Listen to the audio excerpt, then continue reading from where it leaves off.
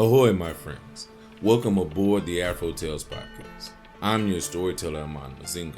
Join me as we explore the tales that grew from the people of Indigenous and African descent in the Americas and the Caribbean. After, come and see me, chef, who will impart upon you a recipe for the story you have just heard. So with no further ado, let us set sail on this new age of exploration. Coyote Tales.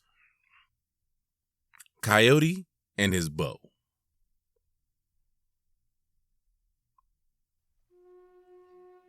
From the stories about Coyote, we can see that if he wouldn't always try to be so clever, he might not end up being so foolish. But he'll probably never change, for he's been the same since the beginning of time. In the beginning, when all the animals had first been made, no animal was more useful or more fierce than any other. They were all equal. Then, one day, the sky god called first man to him and told first man to make many bows and arrows, as many as there were kinds of animals. No two bows and arrows should be exactly the same size. The first man must give one bow and arrow to each animal, the biggest to the animals who would be the fiercest, the second biggest to the second most fierce, and so on. The smallest bow and arrow would go to the least powerful of all the animals. So, first man set to work. As he worked, Coyote kept snooping around to see what was going on. Coyote figured out the meaning of first man's work and wanted to receive the largest bow and arrow. So, he began to plot in his mind.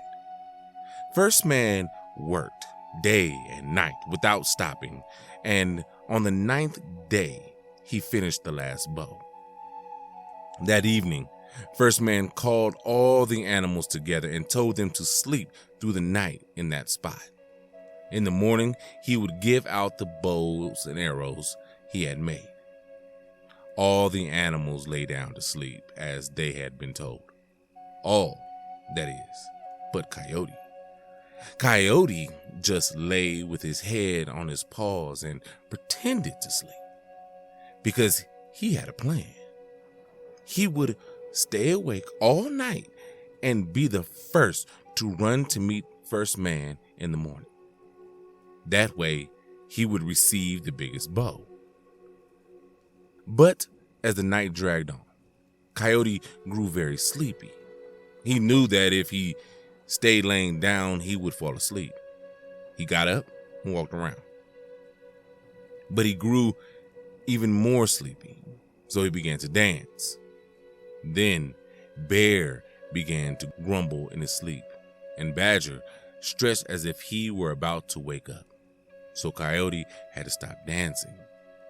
He certainly didn't want to wake any of the other animals. Coyote sat staring at the moon with his eyes wide open. If he could sing, that would keep him awake. But he didn't dare.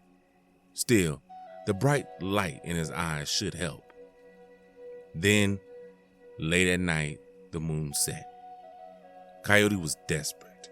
It couldn't be long now until sunrise. The morning star had already risen, but his eyelids felt heavy as rocks. He couldn't hold them open. So, Coyote found 2 short sticks, and with them he propped his eyes open. He felt very pleased with that idea. He lay down facing the east, thinking that even if he fell asleep, the sun shining into his open eyes would wake him. But no sooner had Coyote lain down than he fell asleep. Pop! His eyes snapped shut, and the sticks jabbed through his lids and fastened them together. The eastern sky grew gray with the dawn.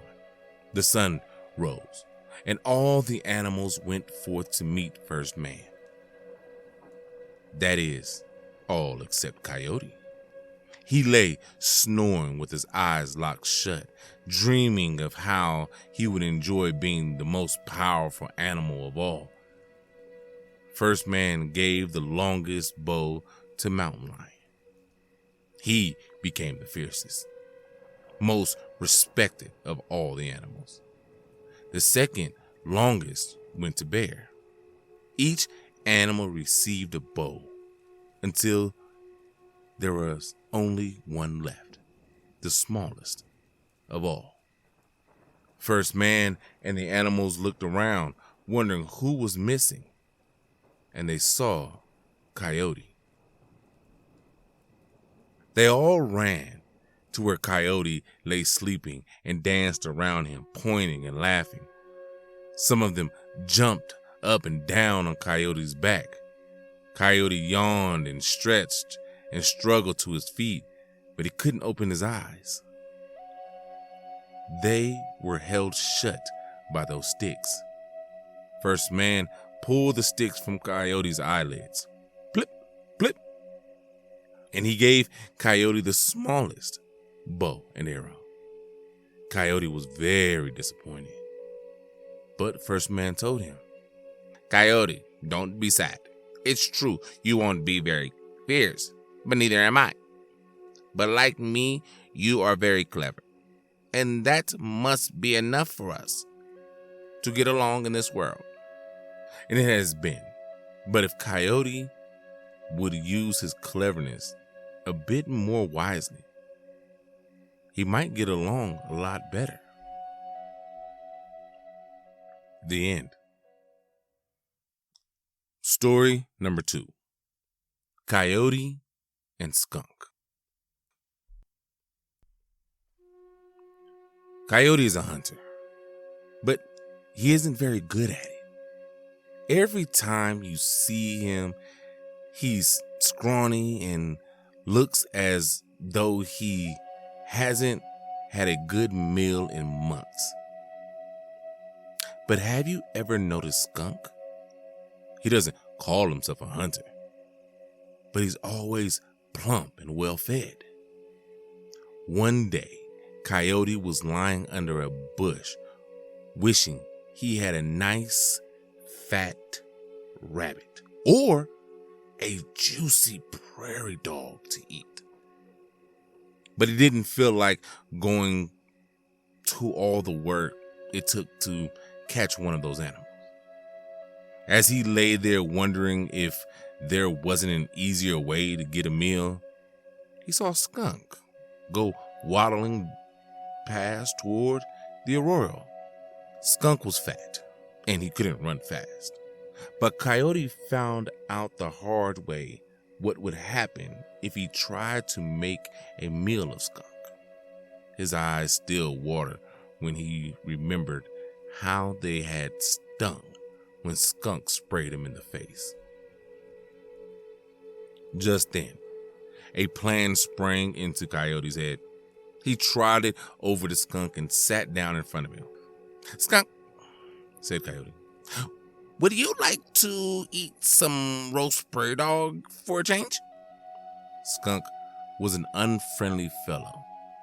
He muttered, "Oh, leave me alone. I'm doing fine already." But Coyote coaxed him. "Come on, Skunk. You must get tired of eating birds' eggs and grubs from under rocks. Wouldn't you like to sink your teeth into a nice, sweet prairie dog meat?" No one liked a good meal better than fat little Skunk. He began to get interested. Coyote went on, "I can already hear those plump little prairie dogs sizzling over a fire now. And what a delicious smell they give off as they roast. How about it, Skunk? Shall I tell you my plan?" Skunk's mouth was watering. He couldn't remember the last time he had roast prairie dog. He listened to Coyote's plan. Then Skunk shuffled off down the bank of the arroyo. When Skunk had disappeared around the bend, Coyote started singing and doing his rain dance. Dark clouds gathered above him, and rain poured down. The dry arroyo began to flow. Soon it was a gushing river, and Coyote threw himself into the water and floated downstream. Skunk was waiting around the bend. He caught Coyote by the tail as he floated along and dragged him halfway up the bank. Coyote lay there, motionless, his fur all matted and caked with mud. Coyote let his mouth hang open with his long pink tongue dangling out onto the dirt. And Skunk went to some nearby grass and picked little white seeds to put in Coyote's ears and eyes and at the corner of his mouth, as though flies had been laying eggs on him. Coyote looked quite dead. Then Skunk padded off to the prairie dog village. He thumped his foot on the ground and called out, "Come see, come see, come see. Coyote is dead. Coyote is dead." The prairie dogs peeked out their holes, but they didn't believe Skunk. "Coyote can't be dead," they chirped. "Coyote can't be dead. Coyote's medicine is strong. Coyote can't be dead." But Skunk kept on. "Come see. Send a scout to look for you. Your enemy is dead." And so the fastest prairie dog ran to the arroyo and saw Coyote. He brought back word. It's true. Coyote has drowned. Flies are laying eggs on his dead body." Then all the prairie dogs cheered, and Skunk told them, "Come, you must do your victory dance around his body. I'll drum for you." They all hurried to where Coyote lay, and while Skunk drummed with his hind foot, the prairie dogs danced around Coyote, singing their victory song. "Sing loud," Skunk urged them. "Raise your faces and sing to the sky." When the prairie dogs raised their faces skyward, Skunk spun around and sent his spray into the air. It fell in the prairie dogs' eyes. They squealed and clutched their faces in their paws, and Skunk cried, "Now, Coyote, jump up and get your meal." Coyote leaped up and began grabbing prairie dogs. Skunk rolled on the ground laughing. What a pile of prairie dogs they would have to roast for supper. Together, Coyote and Skunk dug a trench in the ground and built a fire in it. When the fire had burned down to coals, they set the prairie dogs on to roast. They covered the prairie dogs with dirt, leaving just the tails sticking out. They lay down to rest until dinner was ready. A delicious smell drifted up from the roasting prairie dogs, and Coyote's stomach started to growl. He thought, "I could eat all those prairie dogs myself. I'm so hungry." Then another plan came to Coyote's mind. "Skunk," Coyote said, "why don't we have some fun to pass the time until our meal is ready? Let's run a race to that far mesa and back." Skunk sniffled. "No, I'm no runner. You know that." But Coyote told him, "You can run as well as anyone, Skunk. You've just never tried. You can probably beat me." "What if I could? Why would anyone want to run a race? I'm happy just lying here in the shade." That was what Coyote wanted to hear. I'll give you 2 reasons to race, he told Skunk. We'll make a bet. We'll say that the one who wins the race can eat all the prairie dogs. So when you beat me, you'll get all the prairie dogs for yourself. Skunk rolled over and looked at Coyote. You'll have to give me a head start, he insisted. Coyote wasn't worried about beating Skunk. Of course you can have a head start. You can go clear to that bush. See it? It's almost halfway to the mesa. Go on. I'll start when you reach the bush. So Skunk waddled off toward the bush, and Coyote waited. When Skunk reached the bush, he saw a badger hole under it, and he shuffled down into the hole. Soon Coyote came racing past. Then Skunk came out of the hole and went back to the fire. He dug up all the prairie dogs and cut off their tails. Then he piled the dirt back over the coals and stuck the prairie dogs' tails into the ground. Skunk carried his supper off to a nearby ledge and began to eat. Meanwhile, Coyote was still running. He reached the mesa without seeing a sign of Skunk. That fat little fellow is faster than I thought, Coyote said to himself. He turned and ran back even faster. Coyote still hadn't passed Skunk when he reached the fire again, but saw the mound of dirt in place over the coals and the prairie dog tails sticking out. He thought, Skunk must have lost his way. Oh well, that's his problem. Now I'll have my supper. Coyote grabbed one of the tails and pulled it.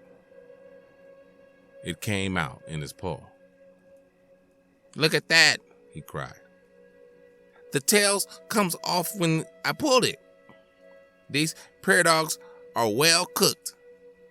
He pulled another and another. Then he dug the dirt away. Coyote's forehead wrinkled. Where were the prairie dogs? Then something hit him on the head. Plump! He looked around and saw that it was a prairie dog bone. Coyote looked up and saw a Skunk on the ledge. Skunk, Coyote pleaded. Throw down a prairie dog, please. But Skunk only laughed. No, Coyote. You get to eat just what you thought I would be eating. Prairie dog bones. And Skunk stayed up on the ledge until he had eaten every one of the prairie dogs. Coyote had to be content with the bones Skunk threw down to him. And so Coyote went away as lean and hungry as usual. And Skunk was as round and fat as he always is. The end. Story number 3. Coyote and Turkey. One day, Coyote was hungry and thought he'd see if he could catch a rabbit or a ground squirrel. He was lopping through a small woods, heading for the open prairie, when he happened to look up and see a wild turkey sitting in a tree. Coyote stopped and hollered up at the bird. Turkey, I see you up there. You may as well come down and let me eat you. If you don't, I'll climb the tree and get you. And don't try flying to another tree. I'll just knock that tree down and catch you anyway.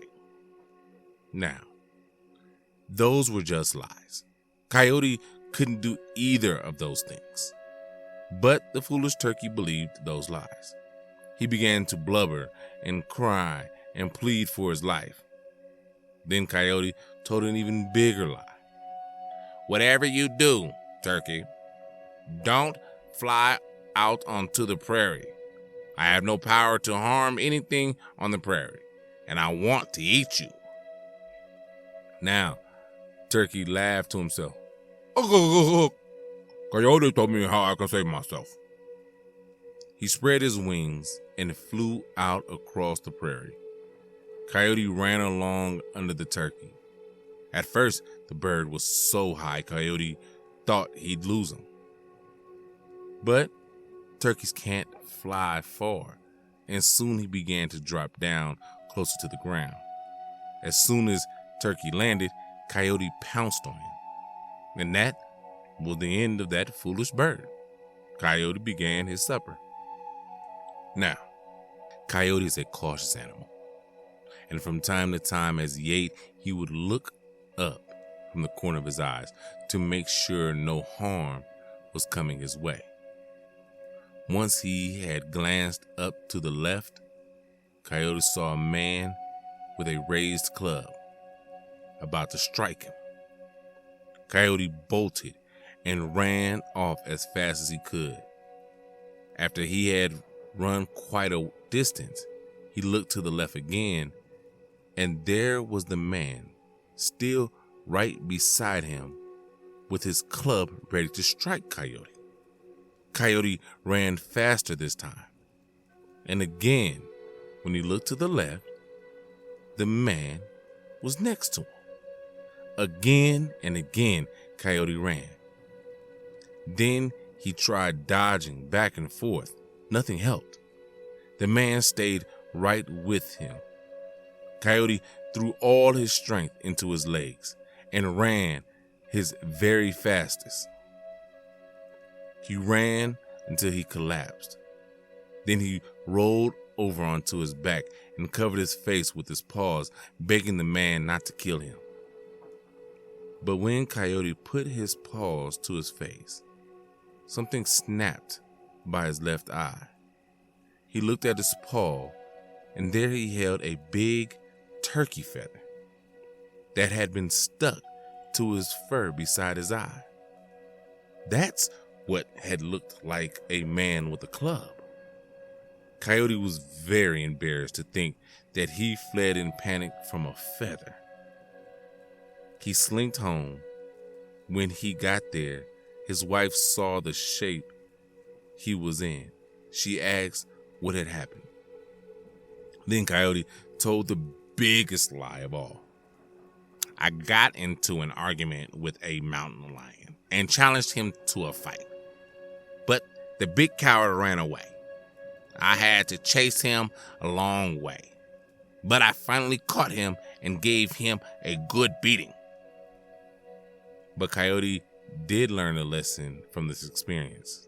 To this day, when Coyote is seeing a human coming toward him, he always starts away at a trot. I'm sure you've seen him do that. That's because he's afraid he may have to run a long distance and want to save his energy.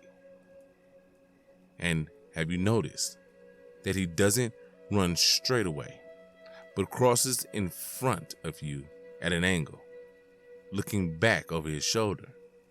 That's because he wants to be sure it's really a person and that he's not just running away from another feather.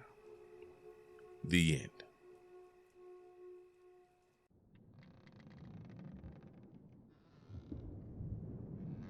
Wow, these were some great trickster tales coming from the book Coyote and Native American Folktales by Joe Hayes.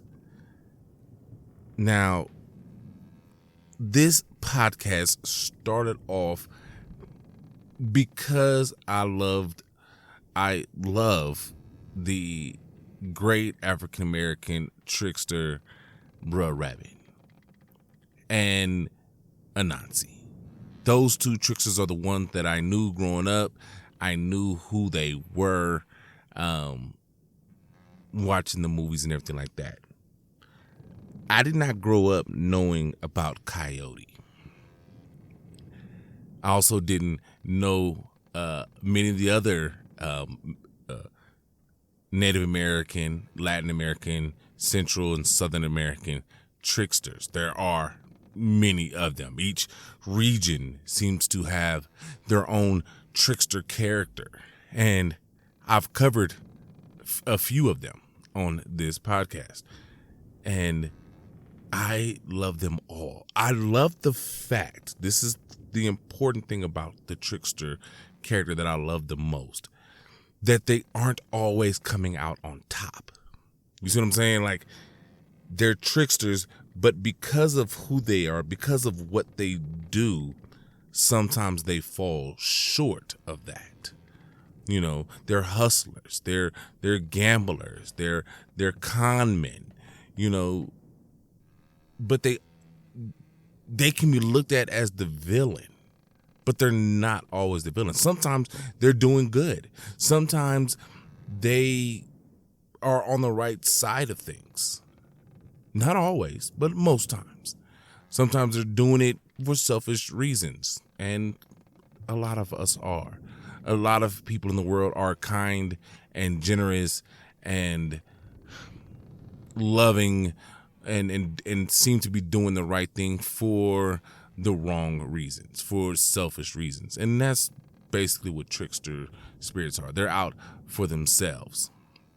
I could run down a list of trickster spirits, but Coyote is generally your North American trickster as far as indigenous people go. Brer Rabbit is your African American trickster.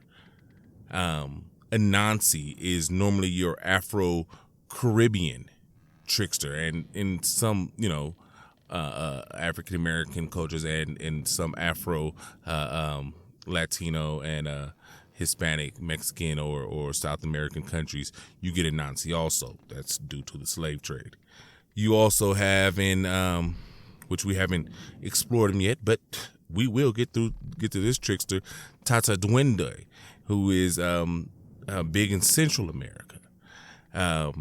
We've done Pedro Urmales, who's big in South America. We do these tricksters because they all tell the story of how you can be doing something good for the wrong reasons. You could be doing something bad for the right reasons. And how complex we all are. I believe the trickster, to me, is the one character, the one archetype that almost everyone embodies at some point of their life. Children definitely can be tricksters the most, right? But as we grow older, I believe we embody parts of the trickster characteristic, and that's why the trickster, you know, no matter what form you see him in, Loki right now, one of the biggest shows for Marvel, is the trickster. You know what I mean? He's the bad guy and the good guy all rolled into one. He's that complex character. And that's who Coyote is. He's that complex character for the Native American, the Native Americans of North America. He's that representative of that.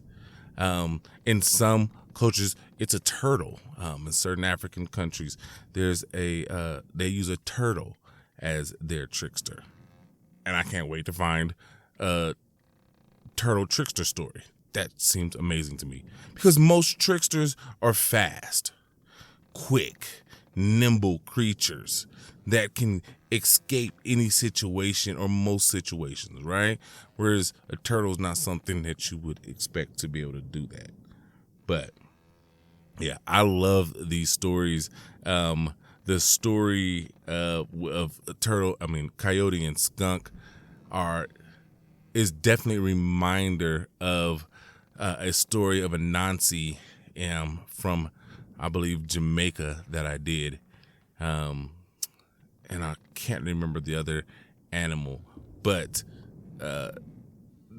that whole thing of having supposed to be having a meal, it was Anansi dealing with a cow and putting a cow tail in it. I want to say it was mongoose. I think it was the Nazi and mongoose. But same situation. Two totally different cultures. I'm talking Jamaica here and North America.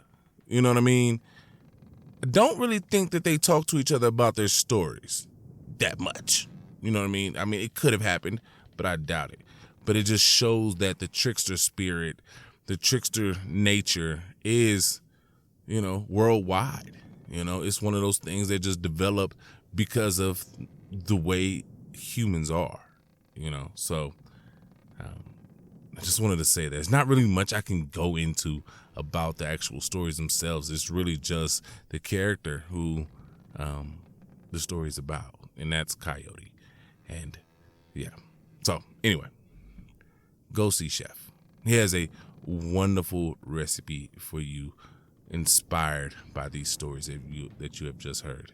And until we have another great story.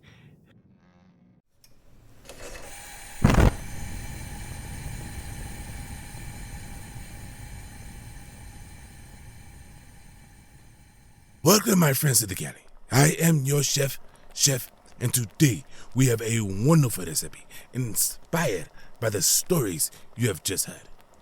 Today, we will be creating turkey tamale casserole with green chili tomatillo sauce. Now, what will we need for this wonderful recipe? 3 cups cooked turkey, shredded. 2 cups green tomatillo sauce. 1 cup Rio Luna organic diced chilies. 1/4 cup of chopped fresh cilantro. 3 cups of masa harina flour or corn tortilla flour. 1.5 cups of chicken. 1 cup of shortening melted. 2 cups of shredded cheese, Mexican blend preferred. Chopped red onions, chopped chives, queso fresco, crumbling Mexican cheese, and Mexican crema. Now, how do we put this together? Easy. First, preheat the oven to 375 degrees Fahrenheit. Mix the masa harina flour, chicken broth, and melted shortening with your hands until you have masa with sticky consistency. Coat a medium casserole dish with cooking spray. Then put the masa on the bottom of the casserole and spread evenly with a spatula. Now combine shredded chicken, green tomatillo sauce, 1/2 cup of Rio Luna organic diced chili and cilantro. You want the turkey to be well coated, but not want the mixture to have too much sauce or be too watery. Using a slotted spoon, add the turkey mixture over the layer of masa and spread evenly. Sprinkle with cheese. Place the casserole on the lowest rack of the oven and cook for 30 minutes or until cheese starts to bubble. Now, take out. Serve topped with diced onion, chives, queso fresco, crema, and more Rio Luna organic diced chilies. And that is it, my friends. Now, go. Do what you do. Make this recipe yours. And until I have another wonderful recipe for you, remember Coyote, his faults and his good things. And until next time, my friends, as always, enjoy.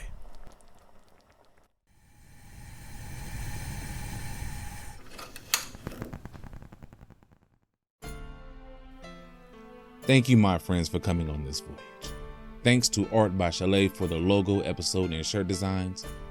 You can get t-shirts and other items on tpublic.com. You can contact me on all socials at AfroTalesCast. That's AfroTalesCast. AfroTalesCast, and email me at AfroTalesCast@gmail.com. You may also become a benefactor by simply sharing with any and everyone, giving a thumbs up, a 5-star rating and review in your podcast app of choice, or simply donating on Patreon or Ko-fi.com. That's ko-fi.com. So until we meet again, may your winds be fair and your seas follow.